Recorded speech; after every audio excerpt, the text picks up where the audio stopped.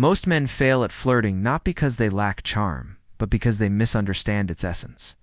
They treat it like a performance, when in truth, it's an art of presence. As Marcus Aurelius once wrote, "You have power over your mind, not outside events." Realize this, and you will find strength. The same applies to attraction. Mastery begins within. Flirting is not about slick lines or forced confidence. It's about lightness, play, and authentic energy. Too many men panic when a moment feels awkward, seeing it as failure.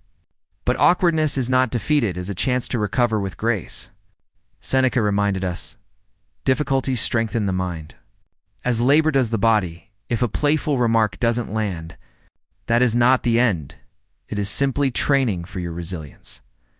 Whether you are a man starting fresh after heartbreak, or just stepping into dating for the first time, the truth is the same. Women are drawn not to perfection, but to a man who can remain calm, present, and unshaken. A man who sees conversation not as a test, but as a dance at its heart. Nice. Flirting is joyful communication designed to spark attraction. It is not crude or heavy-handed, but playful, like teasing a close friend, like enjoying a shared joke. When you have fun, women feel that energy, and trust follows naturally. Think of Epictetus's wisdom. It's not what happens to you, but how you react to it that matters. Flirting is the same. It is less about the words themselves, and more about the spirit you bring into the moment. Now let's clear away some common illusions. You don't need unshakable confidence. Subtlety can be more powerful than bravado. It's not just about words. Body language and tone speak louder than rehearsed lines, and results are never instant. True attraction builds like a fire, steady, warm, growing over time. Imagine you're on a date. She doesn't laugh immediately at your first playful remark. Do you crumble? Or do you smile, stay relaxed, and move forward? The Stoic path is obvious. Accept the moment, adjust, and continue with composure. That calm resilience is what separates the man she forgets from the man she remembers. Closing thought for part 1. So remember this. Flirting is not about pretending to be someone else. It is about revealing your ease, your humor, and your presence. A playful spark that says, "I am comfortable in myself," and I invite you to share that space. This is the beginning of true connection. Flirting is not magic. It rests on 4 timeless pillars. Master these, and you master connection. First, playfulness. Without lightness, conversation dies. When you take yourself too seriously, you drain joy from the moment. Think of Seneca's reminder. We suffer more often in imagination than in reality. Many men imagine rejection where none exists. Playfulness destroys that fear. When you smile, tease lightly, or laugh at your own slip, you show that you're alive, not rigid. Women are drawn to that spirit. Second, confidence. Not arrogance, but calm clarity. Speaking with steady tone, holding eye contact, owning your words. Confidence is not loudness, it is presence. Marcus Aurelius said, "Waste no more time arguing about what a good man should be. Be one." Confidence is not claimed, it is lived. When you embody it, every word carries weight. Third, body language.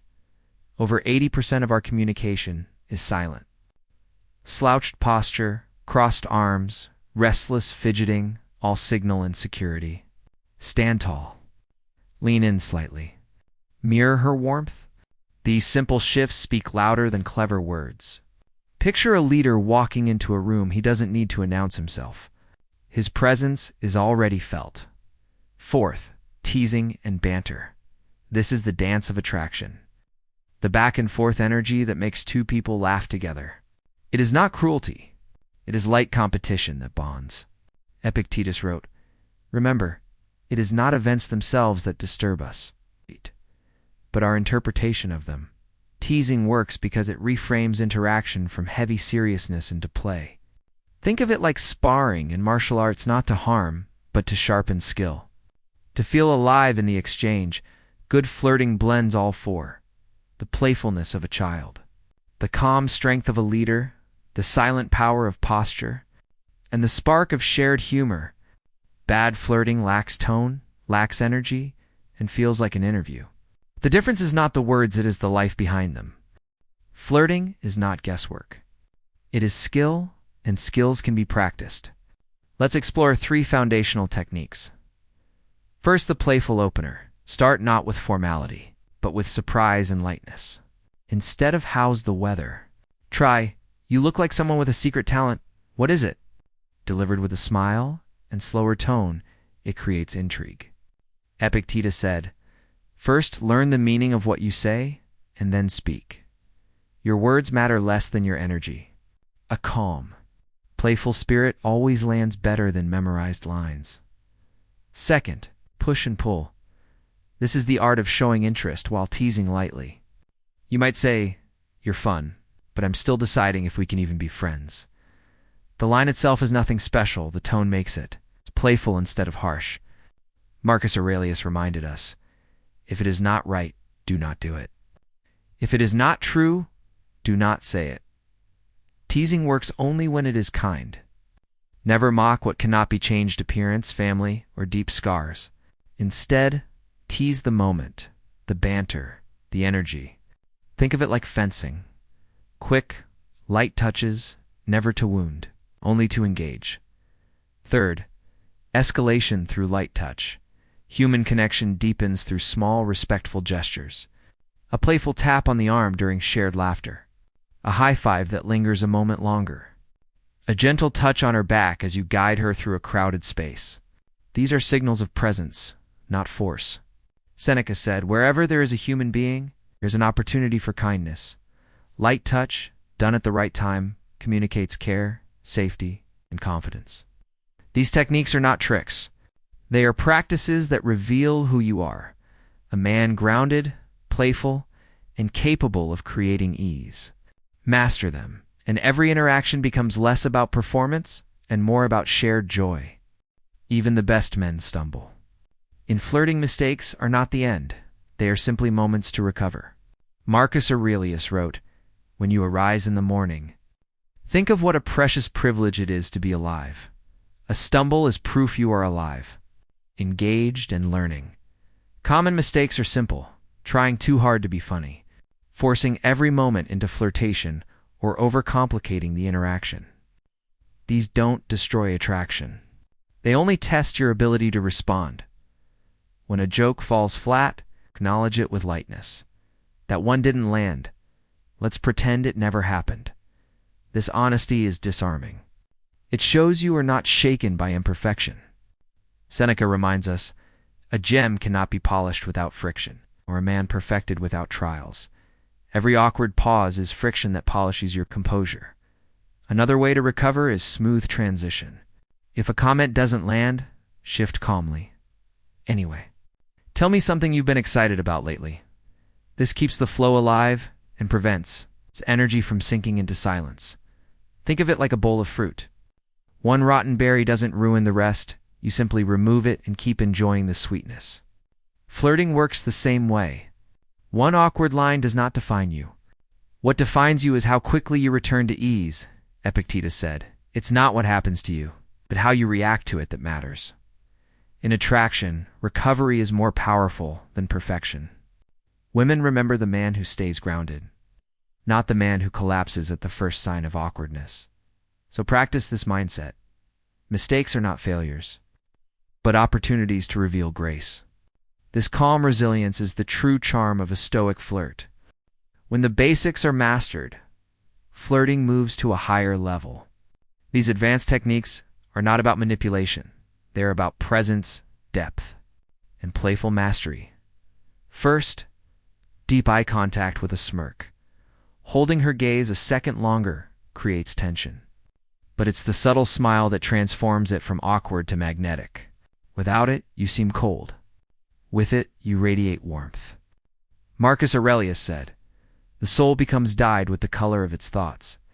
If your thoughts are calm confidence, your eyes will communicate it without a word. Second, the inside joke. Take a small detail, her love for Taylor Swift. or her habit of putting pineapple on pizza to turn it into a running joke. This creates shared language, intimacy born from play. Epictetus reminded us, small-minded people blame others. The wise see the whole. It is in the small, playful details that connection grows into something memorable. Think of it as planting seeds of humor that bloom throughout the date. Third, playful challenges. Introduce. Light competition. Not to dominate, but to bond. Argue which breakfast food reigns supreme, or debate how to mix the perfect gin and tonic. These challenges aren't serious, they're sparks of play. Seneca said, "Life is long if you know how to use it. Use it to create moments of laughter and spirited exchange. Like sparring partners, you sharpen each other not with blows, but with joy, together." These advanced tools, eye contact, inside jokes, playful challenges shift the energy from surface-level banter into real connection. They show her, you are not just another man seeking approval, but someone who knows how to create space for curiosity, laughter, and attraction. We've covered the heart of flirting playfulness, confidence, body language, humor, and even the advanced techniques that elevate connection. But knowledge is nothing without practice. As Epictetus said, first say to yourself what you would be, then do what you have to do. Flirting is not about performing endlessly. It is about weaving lightness into the moment. You don't need to flirt every second, just enough to spark joy, curiosity, and connection. Like fire, too much burns, but the right amount warms. Remember, what matters is not perfection, but presence.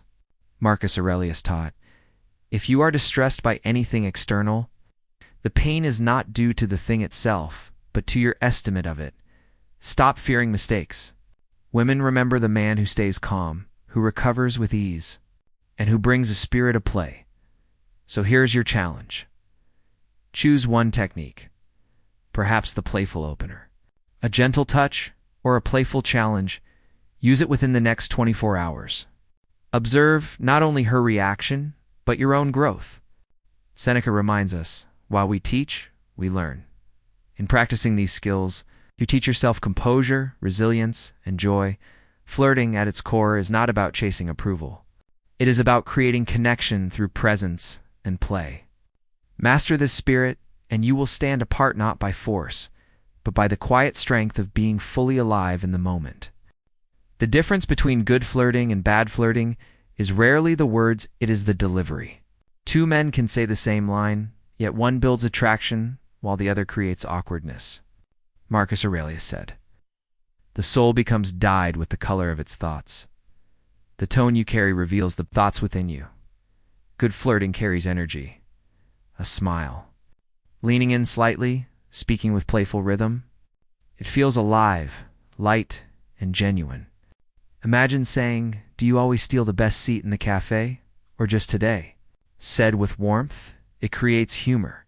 Bad flirting is flat, monotone voice, no energy, no variation. Asking the same question without tone makes it lifeless, like a job interview." Epictetus taught, if you want to improve, be content to be thought foolish. Practice speaking with different tones, even in front of a mirror. Risk sounding silly because only through practice will your delivery sharpen. Tone is the soul of communication. Over 80% of human interaction is nonverbal. A calm smile, a playful glance, a shift in rhythm, these carry more weight than the literal words. Seneca reminded us, speech is the mirror of the soul. As a man speaks, so is he. If your words lack life, so does the impression you leave. So don't just learn phrases, train your delivery. Record yourself, listen back, refine. Attraction grows not from memorized lines, but from the presence and vitality behind them.